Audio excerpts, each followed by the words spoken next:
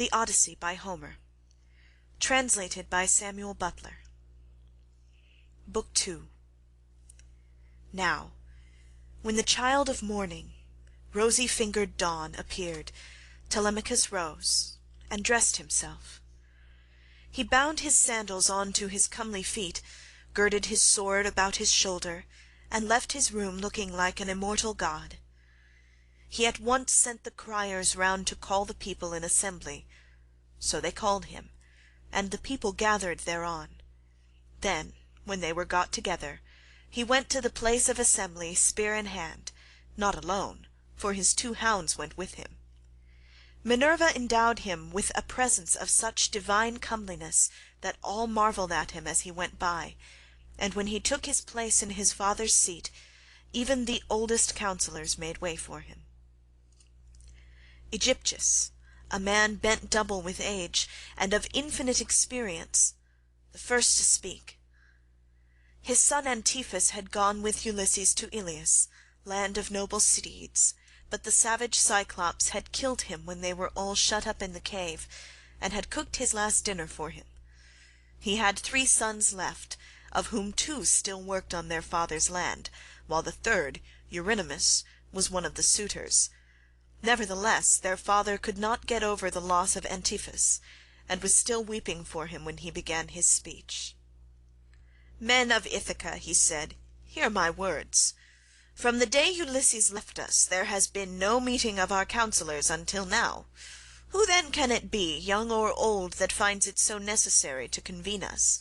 Has he got wind of some host approaching, and does he wish to warn us? Or would he speak on some other matter of public moment? I am sure he is an excellent person, and I hope Jove will grant him his heart's desire." Telemachus took this speech as of good omen, and rose at once, for he was bursting with what he had to say. He stood in the middle of the assembly, and the good herald Pisenor brought him his staff.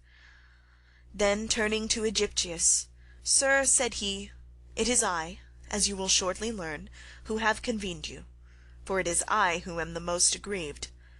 I have not got wind of any host approaching about which I would warn you, nor is there any matter of public moment on which I would speak. My grievance is purely personal, and turns on 2 great misfortunes which have fallen upon my house. The first of these is the loss of my excellent father, who was chief among you all here present, and was like a father to every one of you. The second is much more serious, and ere long will be the utter ruin of my estate. The sons of all the chief men among you are pestering my mother to marry them against her will. They are afraid to go to her father Icarius, asking him to choose the one he likes best, and to provide marriage gifts for his daughter, but day by day they keep hanging about my father's house, sacrificing our oxen, sheep, and fat goats for their banquets, and never giving so much as a thought to the quantity of wine they drink. No estate can stand such recklessness. We have now no Ulysses to ward off harm from our doors, and I cannot hold my own against them. I shall never all my days be as good a man as he was. Still I would indeed defend myself if I had power to do so, for I cannot stand such treatment any longer. My house is being disgraced and ruined. Have respect, therefore, to your own consciences and to public opinion. Fear too the wrath of heaven, lest the gods should be displeased and turn upon you. I pray you by Jove and Themis, who is the beginning and the end of counsels, do not hold back my friends, and leave me single-handed, unless it be that my brave father Ulysses did some wrong to the Achaeans which you would now avenge upon me, by aiding and abetting these suitors. Moreover, if I am to be eaten out of house and home at all, I had rather you did the eating yourselves, for I could then take action against you to some purpose, and serve you with notices from house to house till I got paid in full, whereas now I have no remedy." With this Telemachus dashed his staff to the ground, and burst into tears. Every one was very sorry for him, but they all sat still, and no one ventured to make him an angry answer, save only Antinous, who spoke thus: "Telemachus, insolent braggart that you are, how dare you try to throw the blame upon us suitors? It is your mother's fault. not ours, for she is a very artful woman. These 3 years past, and close on 4, she has been driving us out of our minds by encouraging each one of us, and sending him messages without meaning one word of what she says. And then there was that other trick she played on us. She set up a great tambour frame in her room, and began to work on an enormous piece of fine needlework. 'Sweethearts,' said she, 'Ulysses is indeed dead. Still, do not press me to marry again immediately. Wait, for I would not have skill in needlework perish unrecorded, till I have completed a pall for the hero Laertes, to be in readiness against the time when death shall take him. He is very rich, and the women of the place will talk if he is laid out without a pall.' This was what she said, and we assented, whereon we could see her working on her great web all day long, but at night she would unpick the stitches again by torchlight. She fooled us in this way for 3 years, and we never found her out, but as time wore on, and she was now in her 4th year, one of her maids, who knew what she was doing, told us, and we caught her in the act of undoing her work, so she had to finish it, whether she would or no. The suitors therefore make you this answer, that both you and the Achaeans may understand. Send your mother away, and bid her marry the man of her own and of her father's choice. For I do not know what will happen if she goes on plaguing us much longer with the airs she gives herself on the score of accomplishments Minerva has taught her, and because she is so clever. We never yet heard of such a woman. We know all about Tyro, Alcmena, Mycenae, and the famous women of old, but they were nothing to your mother, any one of them. It was not fair of her to treat us in that way, and as long as she continues in the mind with which heaven has now endowed her, so long shall we go on eating upon your estate, and I do not see why she should change, for she gets all the honour and glory, and it is you who pay for it, not she. Understand then that we will not go back to our lands, neither here nor elsewhere, till she has made her choice, and married some one or other of us." Telemachus answered, "Antinous, how can I drive the mother who bore me from my father's house? My father is abroad, and we do not know whether he is alive or dead. It will be hard on me if I have to pay Icarius the large sum which I must give him if I insist on sending his daughter back to him. Not only will he deal rigorous with me, but heaven will also punish me, for my mother, when she leaves the house, will calf on the Erinyes to avenge her. Besides, it would not be a creditable thing to do, and I will have nothing to say to it. If you choose to take offence at this, leave the house and feast elsewhere at one another's houses, at your own cost, turn about. If, on the other hand, you elect to persist in sponging upon one man, heaven help me, but Jove shall reckon with you in full, and when you fall in my father's house there shall be no man to avenge you." As he spoke, Jove sent 2 eagles from the top of the mountain, and they flew on and on with the wind, sailing side by side in their own lordly flight. When they were right over the middle of the assembly, they wheeled and circled about, bearing the air with their wings and glaring death into the eyes of them that were below. Then, fighting fiercely and tearing at one another, they flew off towards the right over the town. The people wondered as they saw them, and asked each other what this might be, whereon Halitherses, who was the best prophet and reader of omens among them, spoke to them plainly and in all honesty, saying, "Hear me, men of Ithaca, and I speak more particularly to the suitors, for I see mischief brewing for them. Ulysses is not going to be away much longer. Indeed, he is close at hand to deal out death and destruction, not on them alone, but on many another of us who live in Ithaca. Let us then be wise in time, and put a stop to this wickedness before he comes. Let the suitors do so of their own accord, it will be better for them, for I am not prophesying without due knowledge.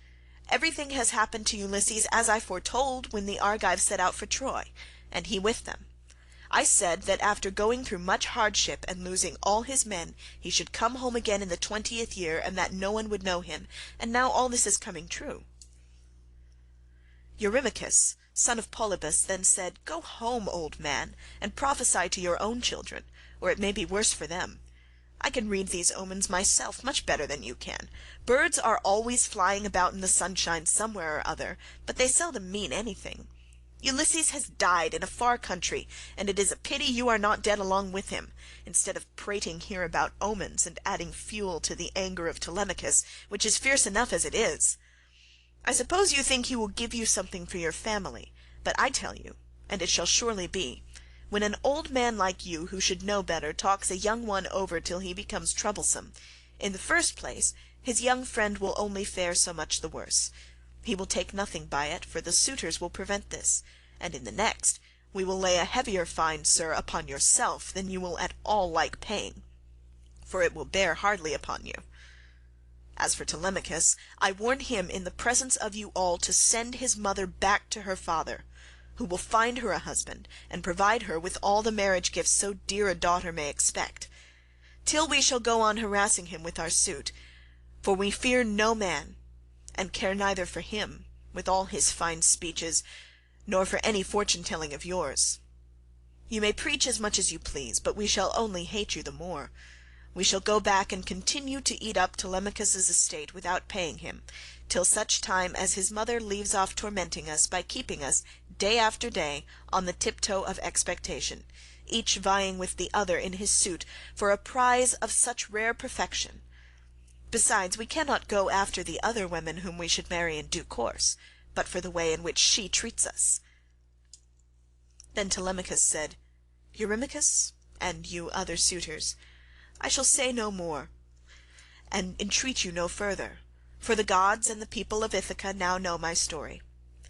Give me then a ship and a crew of 20 men to take me hither and thither, and I will go to Sparta and to Pylos in quest of my father, who has so long been missing.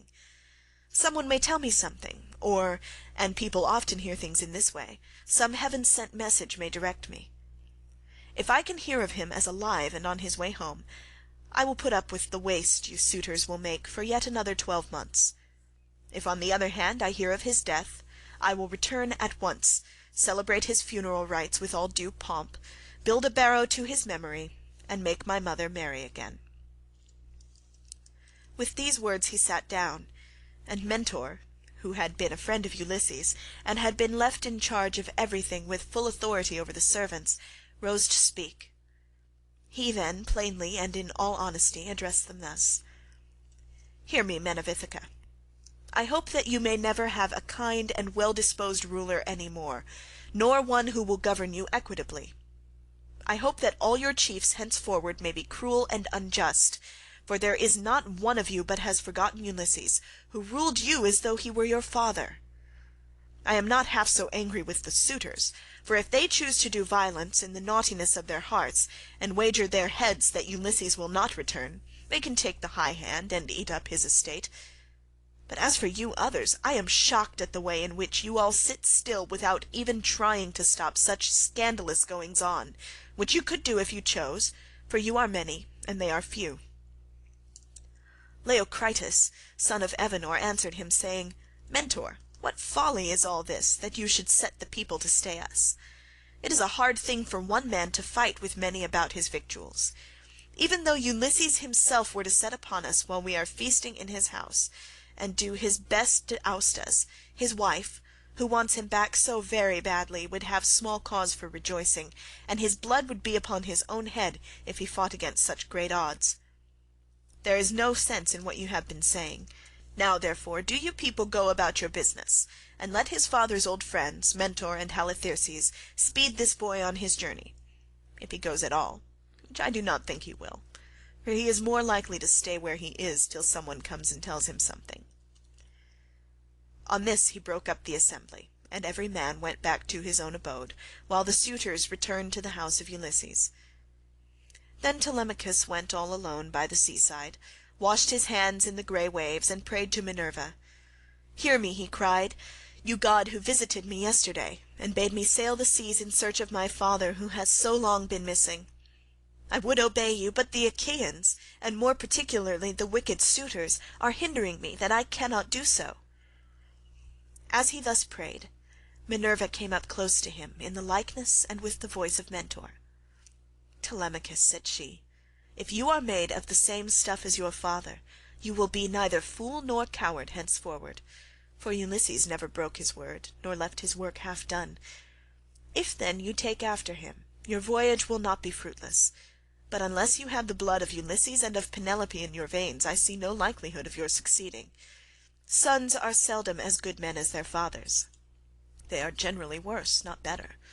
Still, as you are not going to be either fool or coward henceforward, and are not entirely without some share of your father's wise discernment, I look with hope upon your undertaking.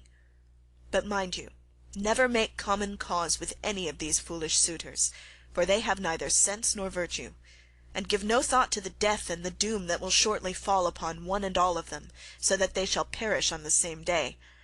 As for your voyage, it shall not be long delayed. Your father was such an old friend of mine that I will find you a ship, and will come with you myself. Now, however, return home, and go about among the suitors. Begin getting provisions ready for your journey. See everything well stowed, the wine in jars, and the barley meal, which is the staff of life, in leathern bags, while I go round the town, and beat up volunteers at once. There are many ships in Ithaca, both old and new. I will run my eye over them for you, and will choose the best. We will get her ready, and will put out to sea without delay." Thus spoke Minerva, daughter of Jove, and Telemachus lost no time in doing as the goddess told him. He went moodily, and found the suitors flaying goats and singeing pigs in the outer court. Antinous came up to him at once and laughed as he took his hand in his own, saying, "Telemachus, my fine fire-eater, bear no more ill blood, neither in word nor deed, but eat and drink with us as you used to do. The Achaeans will find you everything, a ship and a picked crew to boot, so that you can set sail for Pylos at once, and get news of your noble father." "Antinous," answered Telemachus, "I cannot eat in peace, nor take pleasure of any kind with such men as you are. Was it not enough that you should waste so much good property of mine while I was yet a boy?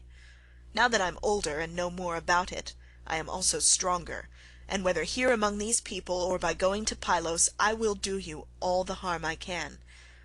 I shall go, and my going will not be in vain, though, thanks to you suitors, I have neither ship nor crew of my own, and must be passenger and not captain."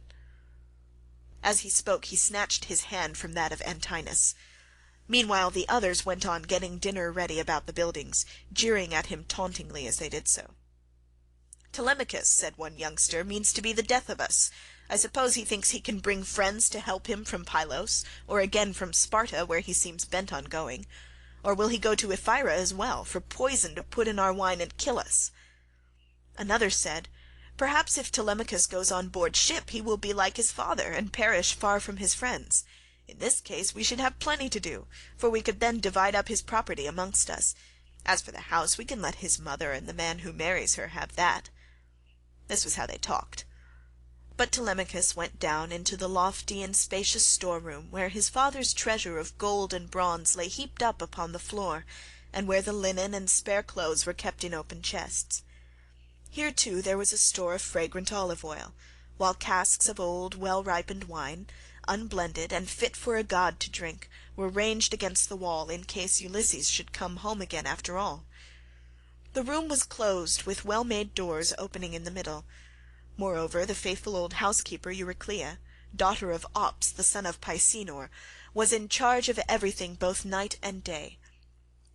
Telemachus called her to the storeroom, and said, "Nurse, draw me off some of the best wine you have, after what you are keeping for my father's own drinking, in case, poor man, he should escape death, and find his way home again after all.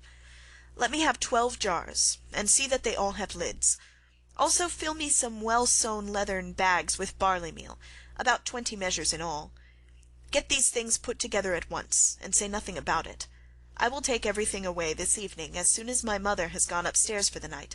I am going to Sparta and to Pylos to see if I can hear anything about the return of my dear father."